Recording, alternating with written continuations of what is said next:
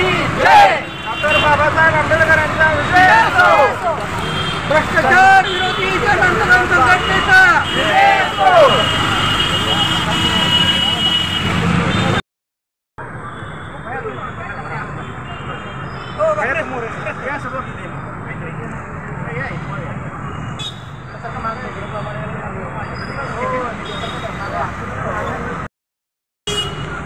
महिला संपर्क प्रमुख, पश्चिम महाराष्ट्र महिला संपर्क प्रमुख। तर आमचा विषय असा आहे की मुला मुलींना शालेय पाठ्यपुस्तकात आत्मसंरक्षणाचे धडे मिळावेत ह्या संदर्भानं आहे।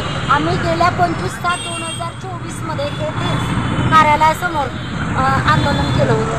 तर त्याच्या शासनानं काहीही त्याचा पाठपुरावा केला नाही। त्याच्या अनुषंगानं आम्ही हे दुसरं निवेदन आहे त्यांना देण्याचं आणि हे दुसरं आंदोलन आहे। गेल्या वर्षभरात आम्ही चळवळीत आहोत। वर्षभर झालं त्यांना आम्ही सांगतोय की मुलांना आत्मसंरक्षणाचे धडे मिळावेत मुलींच्या संरक्षणासाठी। आणि आत्ता जो झालेला विषय आहे, कोलकाता झाला, आपला बदलापूर झाला आणि बरेच ठिकाणी महाराष्ट्र झालं, देशभरात हे असं वातावरण भेटलेलं आहे।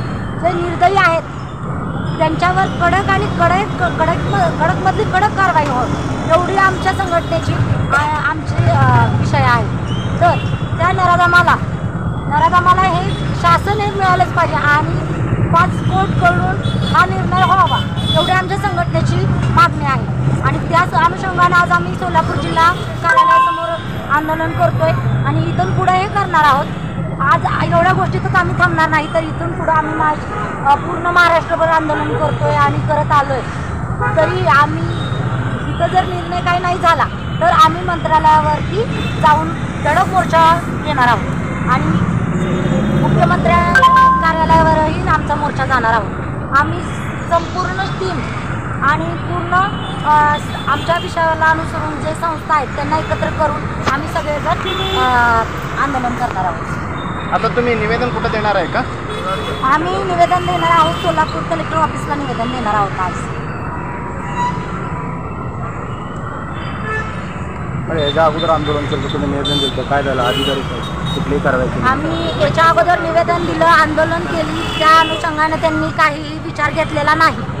शासन बऱ्याच उपक्रम राबवतंय, योजना आणतंय, पण ह्या योजनेचा उपयोग नाही त्या गोष्टीचा। तर ह्या मुलींसाठी हे संरक्षणाचे धडे मिळावेत या अनुषंगाने आम्ही आज निवेदन देतो।